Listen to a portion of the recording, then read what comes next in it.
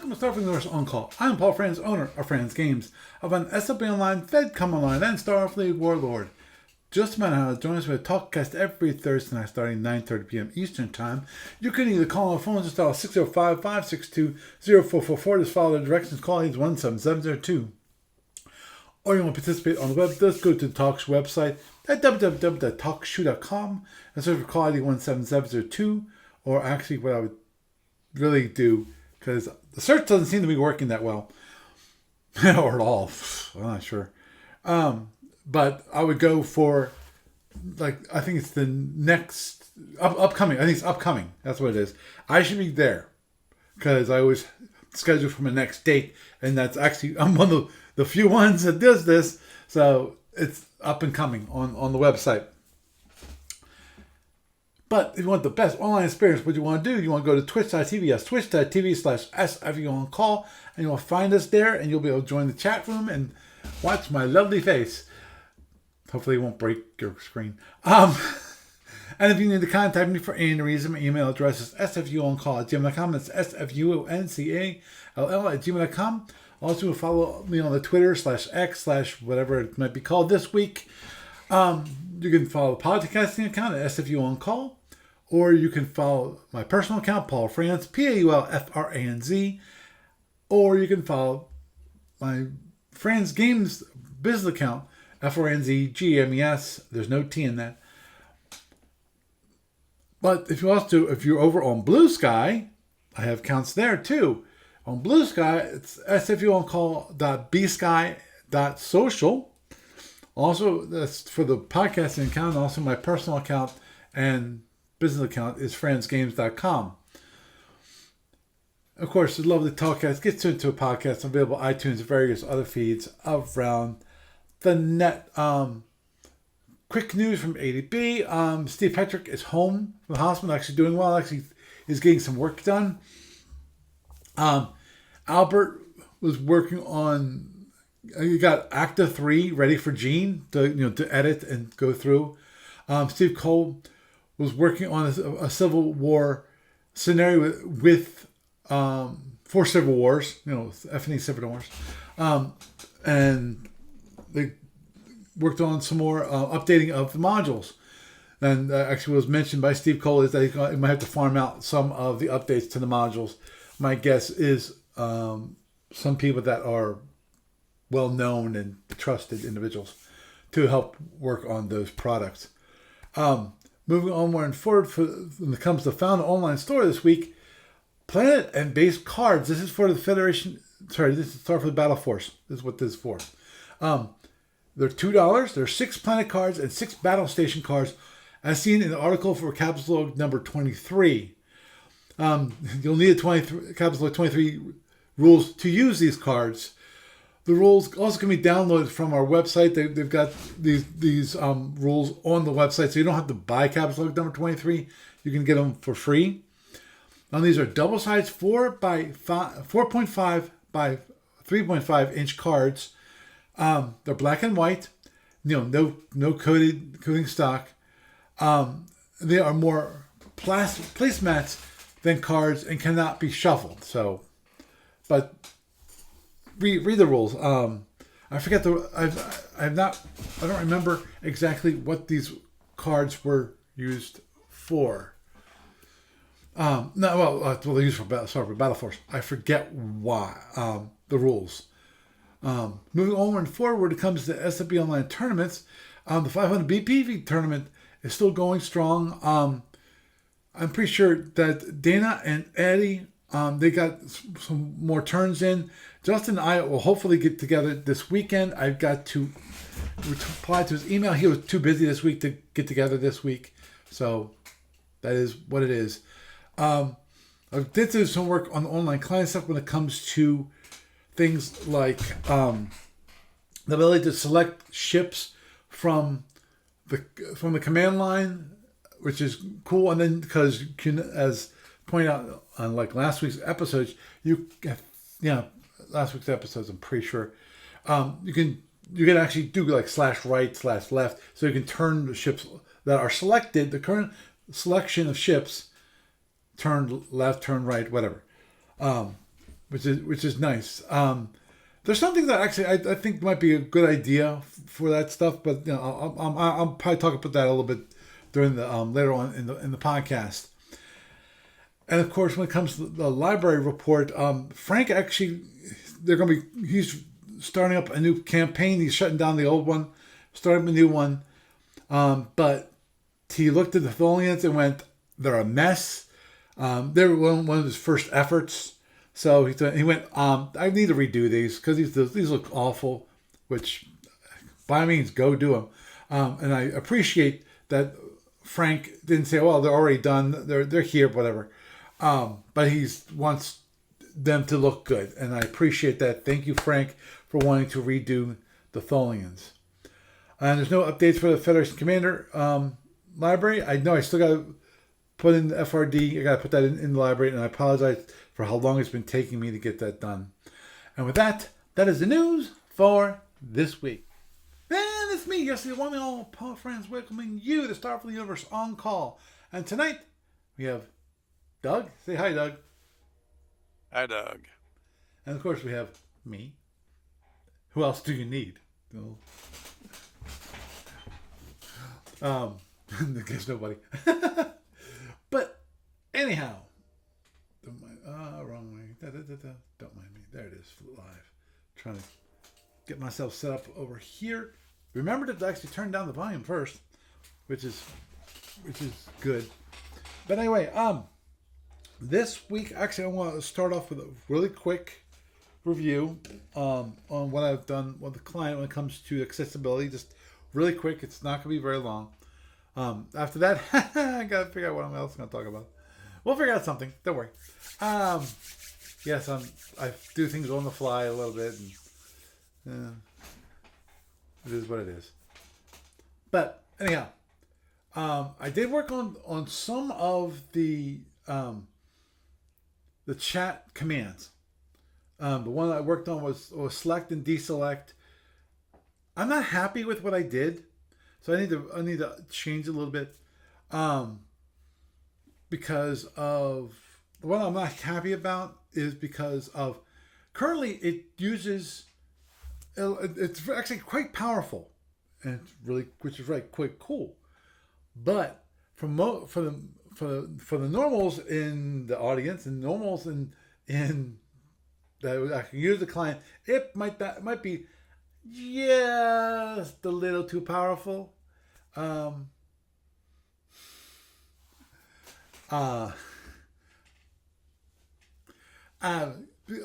Because basically I defaulted to using Java's regular expressions to select things and deselect things. And to have people actually understand and use regular expressions as documented by Java, I think it's a little high for most people. And I think for most people, what they're going to want to do is something that's akin to a very dumb wildcard approach. I'm not sure. It's more like, it reminds me of, the one I'm thinking of anyway, is for those who've been with us for a long time and actually remember how to do things in DOS. The Windows, it's there too. Windows, the command line, does the same thing. But it started back in the days of DOS. And what that was that, okay, simple wildcards are a question mark for, a letter, any character that you want is a question. You put a question mark, that's any character. And then you can use star, asterisk, to say, any number of characters before, and usually you have like a text string. And then maybe a star or something like that. And if you don't end that string, that select string, not with if it's regular letter or starts with a regular letter or ends with a regular letter, it starts with that. With regular expressions, a little different.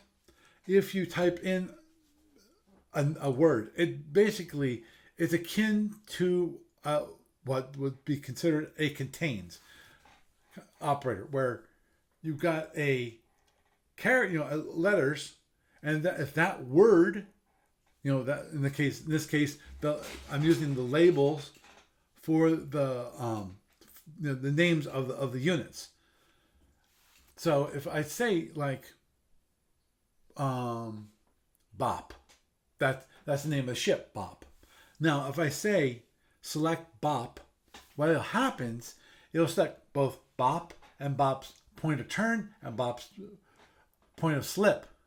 And it's like, that's not what the person meant. So I went, that's kind of, I need to make, I was going to, originally, the plan, I actually did do work on this, which is have it so it excludes pointed turn and pointed slip. But at the moment, I'm thinking that's less, if I get it right, I think it's less of a concern of that. And there might be actually, sometimes you might actually want to have those selected. Because like in the case of, you might want to select them to delete them, because in some cases, some people they're when they sit still, when they go to speed 0, they don't want their pointer slipped and the pointer turn counters, so they'll delete them, so there's less counters on the board. Now, obviously, that's like told many weeks ago, a few weeks ago now, not a long time ago, but it's been maybe a month. Which was those super duper useful and dangerous keys, which will hide things, hide and show them, which is good and bad. As was pointed out, I pointed out both in the post I did on the discussion board, and also I pointed out here, which is the whole issue is that you can hide like seeking weapons. Problem: if you forget to show them, you will never see any seeking weapons, and your ship might get blown up because you didn't see them, because the hiding and showing is only on your screen, not on your opponent's screen. Which, of course, if it did affect your opponent's screen, I'm sure your opponent would totally flip out, which is why it's one of those local things, And the whole idea of those are just to clean up the board, make it so that when you're trying to make a decision about what you want to do with the units, that you got a clearer picture of, get rid of miscellaneous units. For example, in some cases, shuttles. Just push them off to the side because you don't care about them at the moment. So you want to hide them. In some cases, actually, it allows you to actually hide the ships too. If you want, you're not concerned about the ships at the moment. You're just concerned about all the fighters and all of the drones that are on the board. Things like that. Obviously, the nice one is getting rid of the point of turn and point of sleep counters for everything, for all the units, so that cleans up things on the board tremendously. But it keeps them around, so if you want to see them, you can see them. I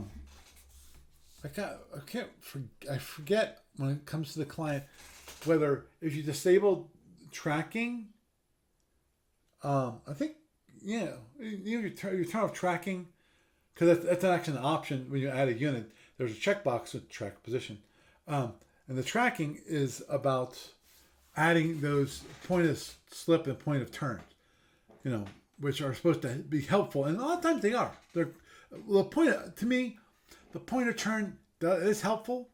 The point of sleep is ultimately helpful if you really want to.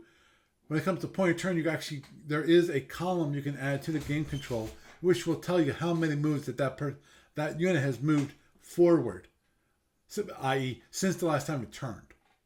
So, this is very useful. But anyway, I'm going to be modifying I got the select and deselect going, and it works quite cool. It's quite well. I like it. I'm going to change it to what the current implementation. I'm going to change that to be a command called aselect, i.e., advanced select, stands for advanced select, and a deselect, which is advanced deselect, which for those of you who like the regular expressions and the power that they offer, the full power of them, I'll give you that option. But otherwise, I think for the normals, for the normies, those people who don't deal with code every day, and don't even understand what regular expressions are, because they're a very powerful tool. They can be a very powerful tool. That just given the dumbed down version of wildcards, and I think that will be useful for most circumstances. So, yeah, I might actually enable that too. I was just thinking about it, which is the function keys. For those of you who don't know, there's function keys on the game control. Well, that's what they represent. You'll see a button, see F1, F2, F3, F4, F4. Those are what I call selection groups. So if you press, like, you do a selection, and then you on the game control, it's easy. We just check on set key. Then you press the button that you want that key associated with, and then that selection group is there. It's set. Then you unset. Then you got to remember to undo that checkbox, the set key checkbox. And that means anytime you press that button or press that key, like if it's F2 key, then if you press your F2 key, it will select those units that are associated with the F2 key. And I was just thinking about maybe I might want to add that functionality into the command line, the commands, because currently you can do selection individually through that, but also have it so they can do the function key selects and say and just enable them, possibly, or at least assign them. I would think that'd be more important than actually doing a select based on that function key, function key group, selection group, because you can actually just press the key and that should automatically select those units. But anyway, that's what's going on with the client. I just wanted to do a quick update when it comes to that. I didn't want to spend the whole time talking about the client and accessibility stuff, which I'm still very interested in improving. I definitely want to get going on at least the one feature, which is for the chat command, which is the radar feature, and also the changing the firing. Actually, there's going to be two changes to the fire decision table, and that is one. It's going to tell you whether that weapon is in arc, can actually hit the ship that you just selected, hit the target that you just currently selected. That's one. I'm not gonna. It's not like I'm gonna disallow it if it isn't, because there's other possibilities that you can do. For example, when it comes to Andromedan in theory, what the heck just happened? Nothing. I think I brought up the S lady. What was it? Oh, yeah. And there's a possibility when it comes to the Andromedans that you might actually want to fire your weapon to drain the energy out of it. You can actually. It's a strange concept for most people, except for the Andromedans, which is you can actually fire your weapon at a place in space, basically. Discharge. But it's actually phasers you can't discharge. You have to fire. Okay. So if you fire it, you have to to discharge the capacitor.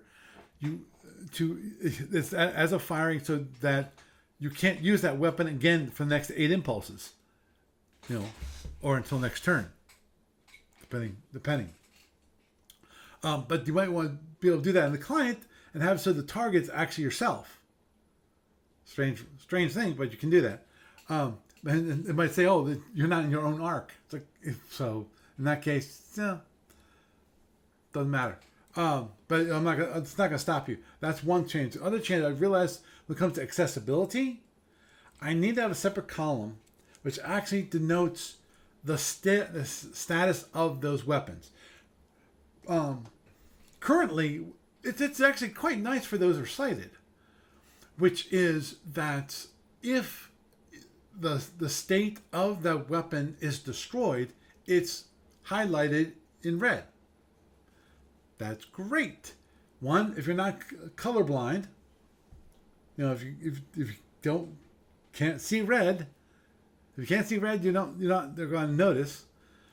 That's two, and also if you're blind, you don't know if that weapon is considered destroyed. So,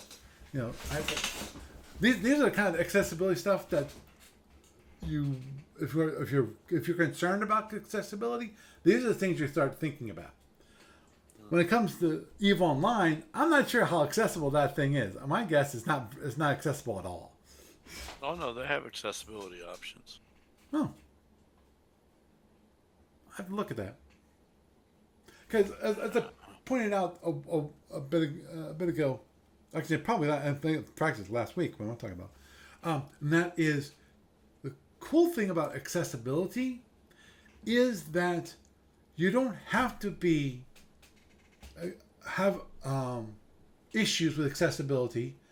Be blind, be deaf, whatever, to take advantage of of things that accessibility features offer.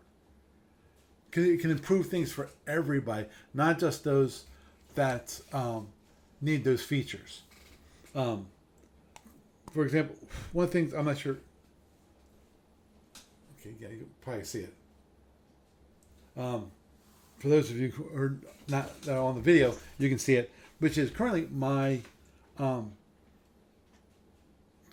my screen for my phone is black and white. I do that purposefully because I don't want it to be a distraction to me. I don't want to be sucked into it. So making it black and white, it decreases the likelihood I'm going to want to watch videos and all this kind of things because all those colors are gone. Now, that's not why that Apple introduced the idea of a black and white color filter. That mainly is for higher contrast, is to help contrast things better for certain people, especially those people who are colorblind, or have other issues, things like that, which are a benefit to everybody.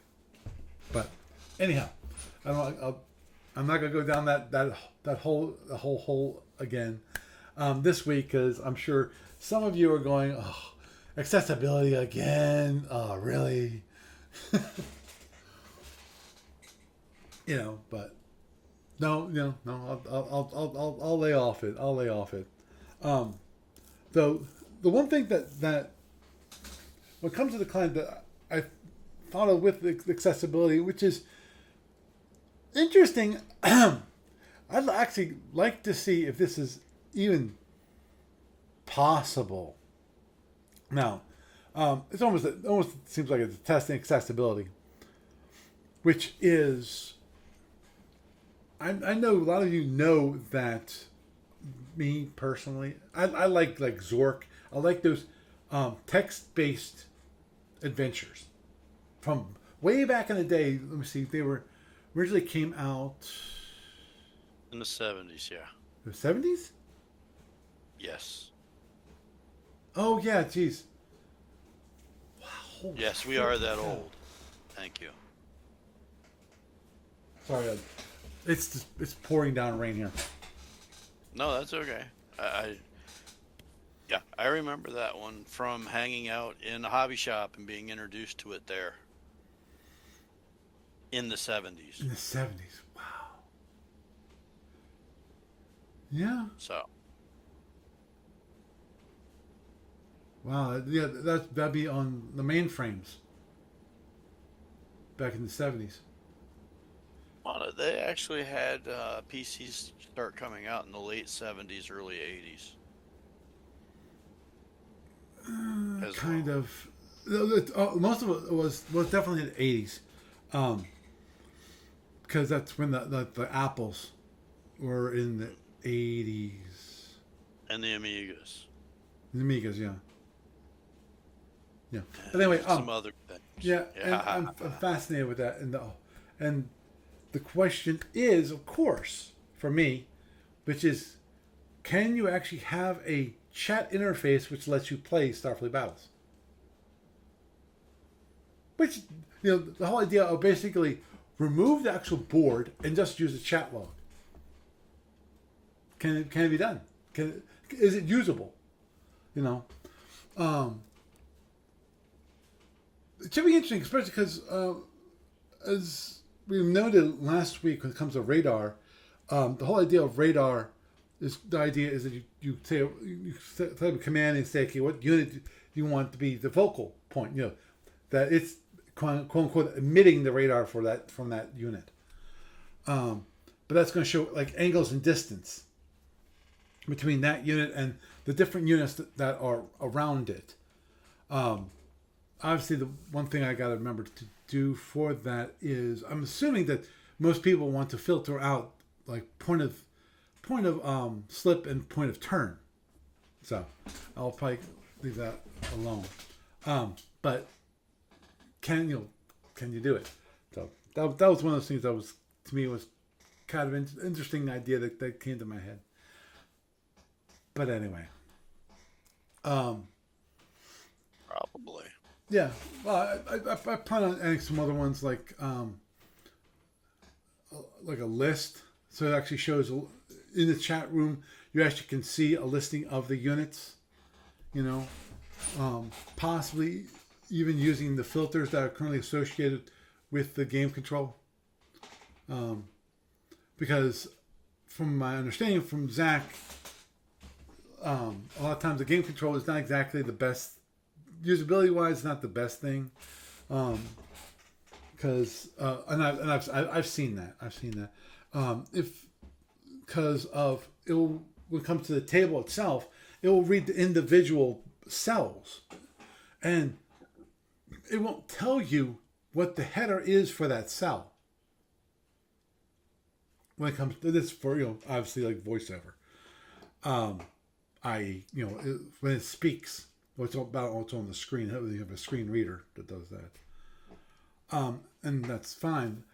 But if I could print out the information in the chat log, then it could actually show up.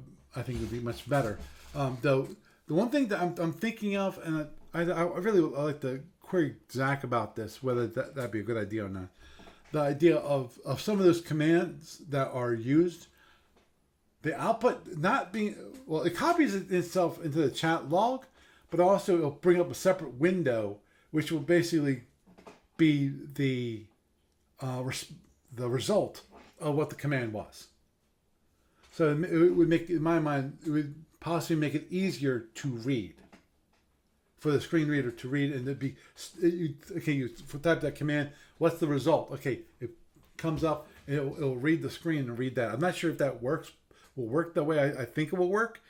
I'll look into it when I'll try it like for something small, and that's also one thing I was thinking about doing with come to selects too, which is output what units are selected or deselected due to that command. So, i.e., what did it do? Because otherwise you can't see it. I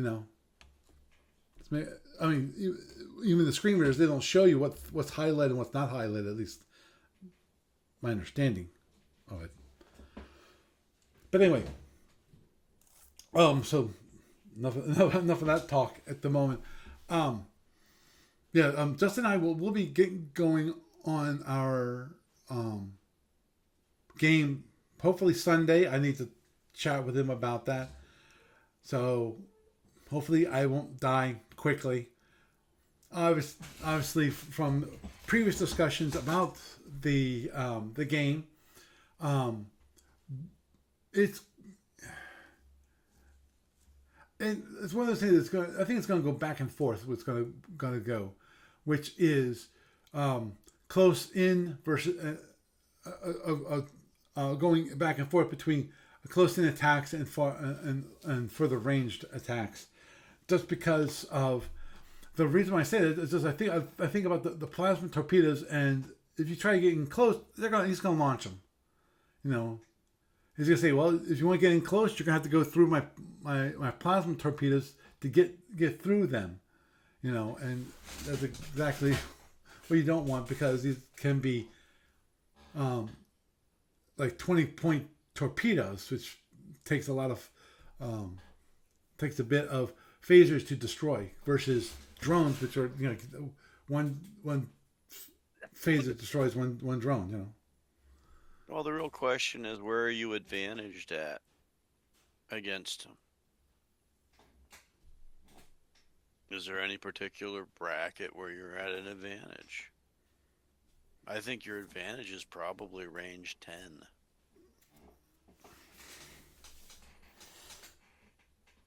True. That's just because of bringing the shield breakers in. Yeah, brings in the shield crackers. Yeah, brings in the shield crackers, and also it stays out of his overload range. And at range 10, the plasmas aren't. He's not going to launch them to encounter me at range 10, because of they're going to be. I don't know, at range. A waste. They're going to be, yeah. It would be a waste. Yeah. Potentially. Yeah, because of how much it'll take to rearm those plasma torpedoes. Well, that's not always the consideration. The real consideration is, why do you do it? Do you do it to make it mobile terrain? Like, if he comes in and plops you with a whole bunch of long range plinky shots, like he's gonna say, come in and do the the proximity thing. Mm-hmm. He might launch them at range 10. He might launch just to have the mobile terrain there while he turns away to recharge. Right. Right. Just so that, because at that point, if you try to rush him, then you got to go through 40 points of plasma plus, depending on how many he has. He has what, 4 of them? Yeah. Between the two ships, so he could have up to 80 points that you have to choose whether you want to run through it or not. Right. Right. He could also say, screw it, and just say, okay, I'm going to get into the range bracket where I had the best shot with both my proxies and the bolts. Mm-hmm. And he might bolt all 4 of them to supplement the proximities. Mm-hmm. But then again, who knows? He might try to overrun you. It really depends on what's in his mind, what he thinks is in your mind. Which way do you think he's gonna go? Yeah. And what are you gonna try to do? I mean, one obvious tactic is catch range 10, drop in every single shield cracker on one ship, followed by all of your particle cannons, and see if you can, drop the shield completely with the shield crackers and do as many internals as you can with the remainder. But then, you've got a significant reload thing on those. Right. But on the other hand, if you blow a shield away completely,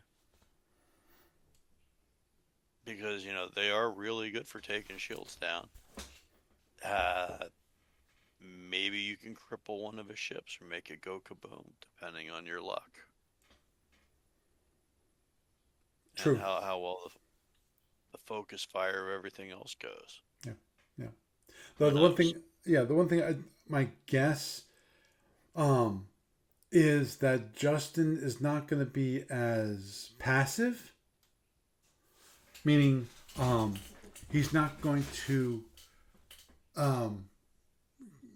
speed wise, he's not going to be as slow as my previous opponent.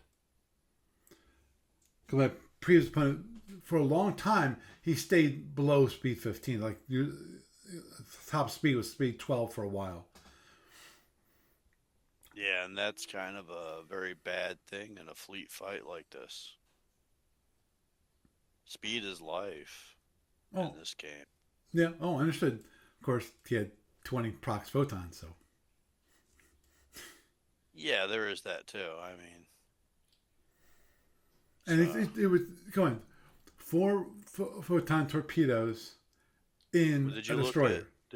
his previous fights to see what he did? Do you get to study your opponent's prior engagements at all? Well, it depends upon if it's been written up. Okay.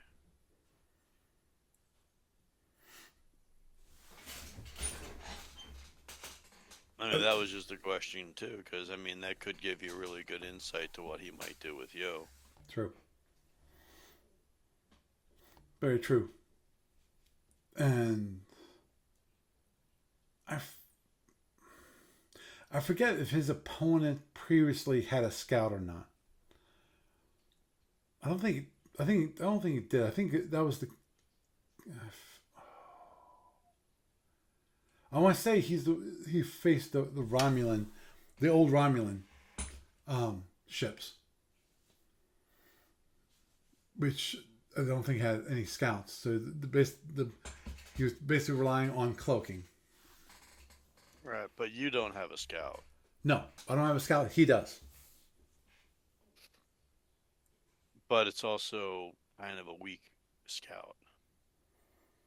Yeah, I yeah, mean, it could be really, really protective of one ship, or even two, but it's got to stay away from you somewhat. right, right, exactly. As we pointed out the last time we discussed this, which is the scout is definitely going to be laying back a little bit. It's not gonna. It's not gonna be in. Even if he does a super It's not stack, going to be stacked. Yeah. he's not gonna have his scout in that super stack. He's going. What is the max range that the scout can actually affect his ships? Oh, at the moment, the number that comes to my head is 15. Okay. I have to. See if I can find it quick, which is. I think it's G24. No, that doesn't sound right. Oh, actually, yeah. Dang, actually, that is correct. Which is scout functions are G24. Yeah.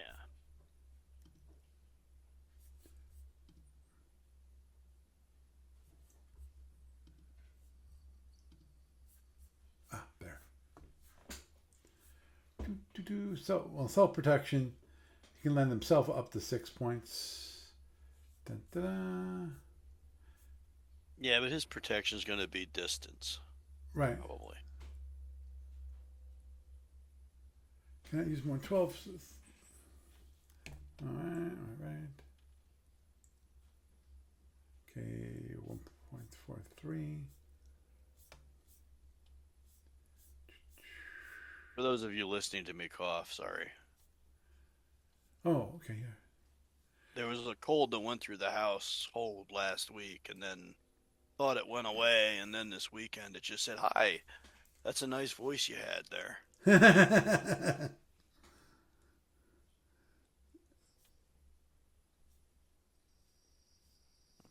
Okay.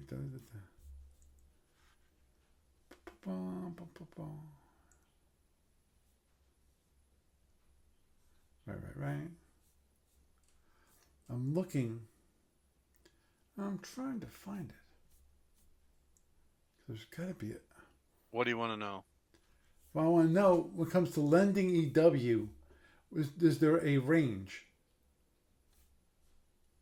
Oh, yeah, probably. Yeah, which is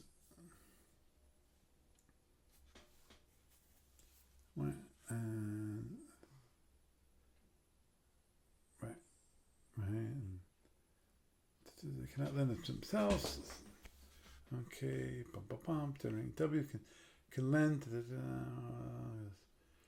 Okay, lend 6 points. Cost 6 points of energy. Allocation needs connects one channel. Channel. I'm looking for something that says that there's a limit to the range. There's got to be a limit to the range.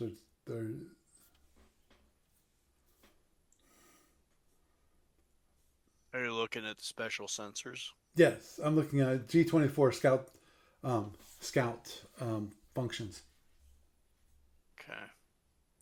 And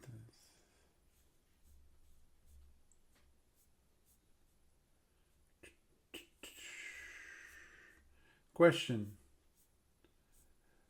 would it be okay if I stopped by on Saturday? Yeah, absolutely. Okay. Cool. I can't guarantee the freshness, but I'll try to have it not to be too horrible. Okay.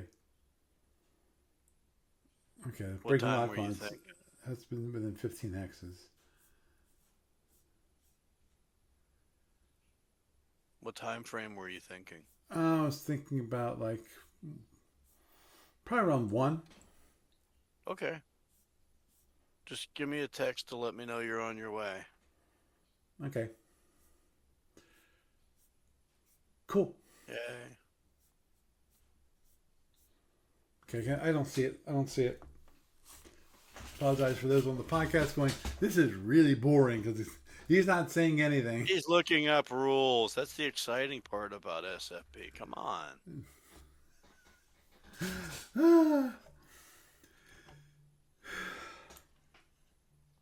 If they've been around the game that long, they don't need an apology for that. Well, Quite used to that. yeah, they'll be more understanding when it comes to Yeah, there you go. those kind of things because I'm sure it wouldn't be the first time where people sat there furiously looking through the rule books. Where is that stinking rule? Or more to the point, you can find the rule, that's related to what like weapon you're using, but then you're trying to find out, okay, is there an exception to the rule that says, okay, this doesn't, because invariably, when it comes to SFB rules, most of the rules that are there is purely just to specifically say what are the interactions between this weapon and this weapon, or this weapon and this system, and so on. Yeah. Yeah, because I still remember Steve Cole telling us about that, where when they created first SFB, and then they got people together at the conventions, that it was like, people were kept on asking Steve Cole, what does this rule mean? Because of each group was interpreted the rules in their own way. Because remember, this is pre-internet. Yep. So you answered within your own little group, and then you came to an understanding of what the rules meant. Yeah. I remember those days. Yep. And geez, when did Genie come online? I don't remember that. Because I'm pretty sure he was answering questions on Genie about that, but of course not everyone was on Genie at the time. For those of you, this is back in the dark days of pre-internet, where you actually, if you wanted to communicate with other people outside your area, you had to log into a computer or a computer network of some sort. Like one was called CompuServe, and that one actually was a pretty decent one because of it had like bulletin boards where people can post what currently you would is almost like Discord at the moment, where you post things and then you could actually post replies to that post and things like that. It was kind of cool. I forget. Yeah, on CompuServe, if I recall correctly, you actually had to have a separate program, which actually allowed you to communicate with that. You know, these bad old days. Um, Jeez, I'm thinking of bulletin boards and how we did that, how we communicate with that. I know we logged in. I think it was like terminal, like little terminal things that would allow you to log in using your modem, and then it would just show Oh, you and you had to go text. through the file system. Yeah, Oh, and I some remember those days. yeah, and then you had the different kinds of download protocols that could be used, like Z modem, things like that. So Uh-huh. Genie ran from 1985 through end of 1999. Wow, it actually lasted that long, huh? Dang, lasted until 99. Dang, Wow. that's a shock. But 85, yeah, that's right after I graduated from high school. So I was in college at the time. I remember those days. Those are the days when we had mainframes at the college, and we also had personal computers. And some of the mainframes were used for like IBM. We have some IBM mainframes which we use for the COBOL course, and which was taken mainly by business majors, but I was a comp sci major. I was looking, and that was one of my elective courses I took was COBOL, which actually is interesting because I actually took the COBOL class after I learned COBOL for my co-op, working for the government down at the Defense Personnel Support Center, way back down in South Philly, way back in the day. So Wow. yeah, that was interesting. Interesting.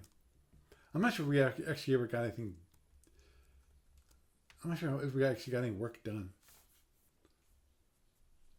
To be honest. I'm sure you got work done. Yeah. Oh. Yeah, because I know part of it was actually we had to learn COBOL and some of the JCL. Yeah, I think did we update some of the screens, something like that. Because remember, this is also back in the days when they had the IBM terminals. That's where everything was done via those terminals.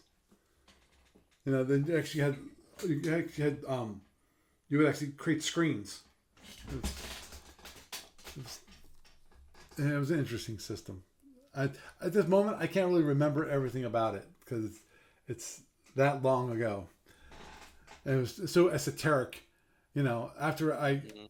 After that job, I never ever was touched it again. Just because it was particular to that job. So anyhow, um, yeah. So yeah, definitely the scout presents its own little issues, and as we pointed out, it'd be good if we could just kind of wipe it off the map. That would definitely help in certain situations. Um, I, I'll probably maybe I'll spend some time later. I'll definitely need to spend some time either tomorrow or maybe Saturday, possibly Sunday before we meet up, um, and look into what's the range factor when it comes to the scout channels. I'm pretty sure.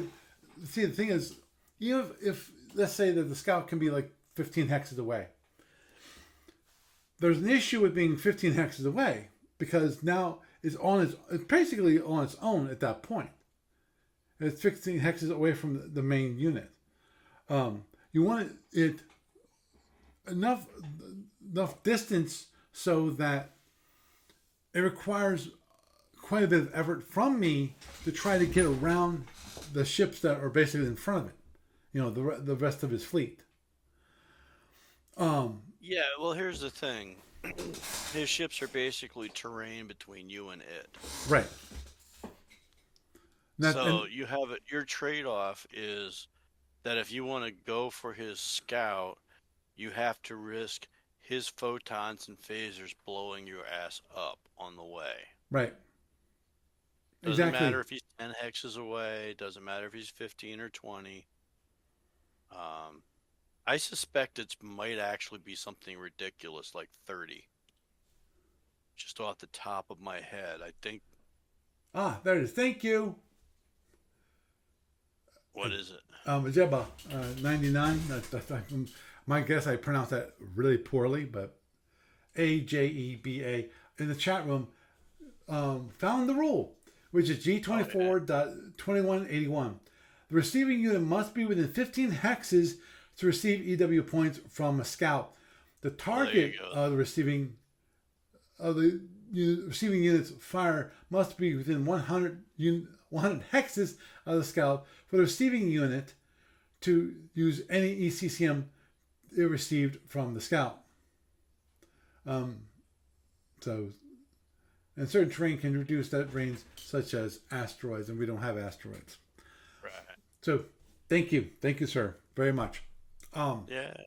So yeah, I was right actually when I said 15 hexes. I was correct. Mm-hmm. So, yay! Which basically sounds right. So Mm-hmm. there's that. Agreed. Yeah. But the reason why I say that the scout has to be relatively close, they can't be like 15 hexes away, or even like let's say 14. There's a point where it is possible to get around the fleet and get to the scout without imposing at least too much wrath. Obviously, it's initially, yeah, we're going head on. Yeah, no, that ain't gonna happen.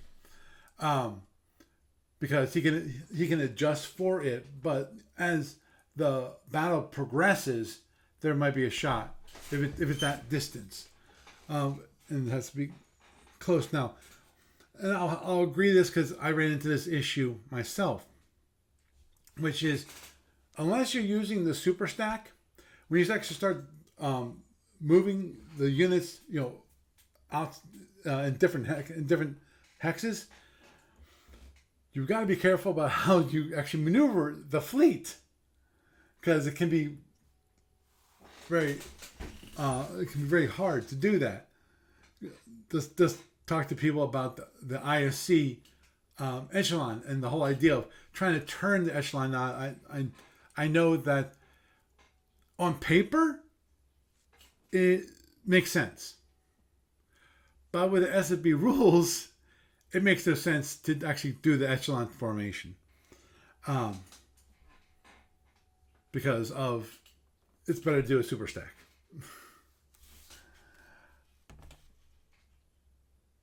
To a certain degree, depends.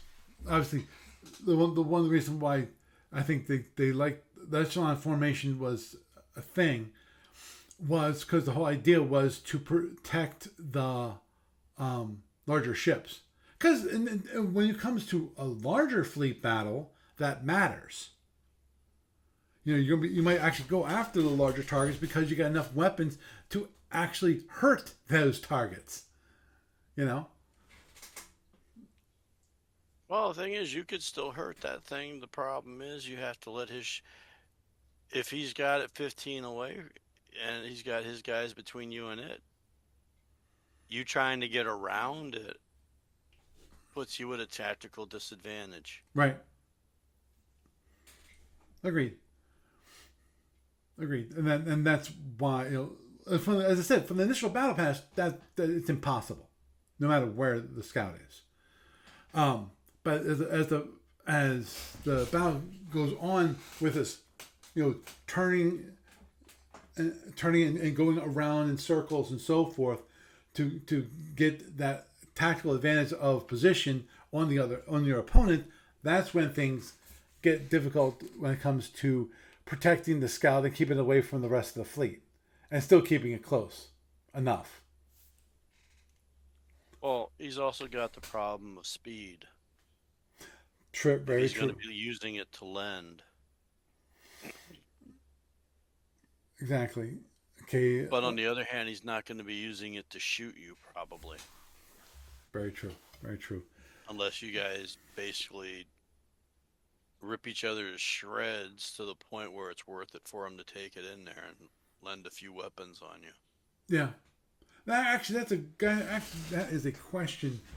My guess is, as I said, it's going to probably launching some ECM drones, possibly even one with the Scout frigate, because the Scout frigate has a drone launcher, and they could just launch an ECM drone from his drone launcher and just help protect the Scout itself without using any power whatsoever. So, Yeah, and then he's got the Scout as a bonus to go with it. right, exactly, exactly. Well, the problem for you is his Scout might be able to help him cut through any kind of um, erratic maneuver stuff you do. Right, right. Which almost makes that a waste of time on your part. Depends. I mean, it's like the points you could put into that might be better off just reinforcing your shield or something. Mm-hmm. Oh, understood. Understood. Um, yeah, with my last battle, um, for the most part, I didn't use EM for my larger ships, for my cruisers. I only used it for my destroyers because of it was advantageous when it comes to amount of power. You know, when it comes to ECM, because ECM is 1-for-1, and when it comes to a destroyer, which has a movement, a 50% movement cost, you can get 4 points of ECM for 3 points of power. Now, I think I got that right now. Yeah, 3 points of power. Now, obviously, there's a disadvantage of EM, which everyone knows, i.e., it also produces ECM for you if you're trying to fire while you're also doing erratic maneuvers. So, yeah, that's the main time I use it. Usually, it was just to make sure that he couldn't fire at me, and that as it went on, it was really our ECM, the whole electronic warfare thing was weird because of as his power decreased, he no longer could keep up his ECCM against my IECM, and so it actually gave me some protection overall when I was able to increase my ECM all the way up to 6. In some cases, sometimes greater. Mm-hmm. Yeah, I think originally the plan was, before I screwed up the first turn, to not get within range 30 on the first turn, and then and enable EM and have it so that actually I can come in and he couldn't do a prox photon hit, a strike. Well, because I didn't have all my ships in a super stack, well, one of the ships was just one hex closer than I wanted it. It was range 30 instead of range 31. So, and I paid the price. Dun, dun, dun.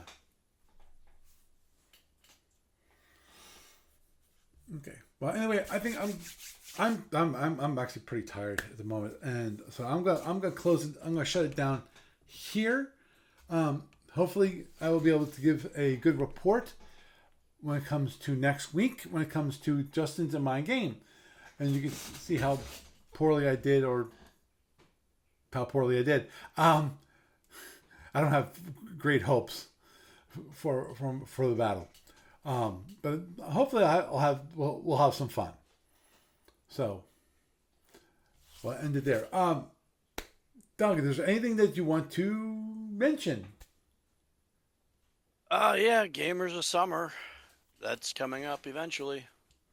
Anybody wants to send me their event, you can do it through the Facebook thread.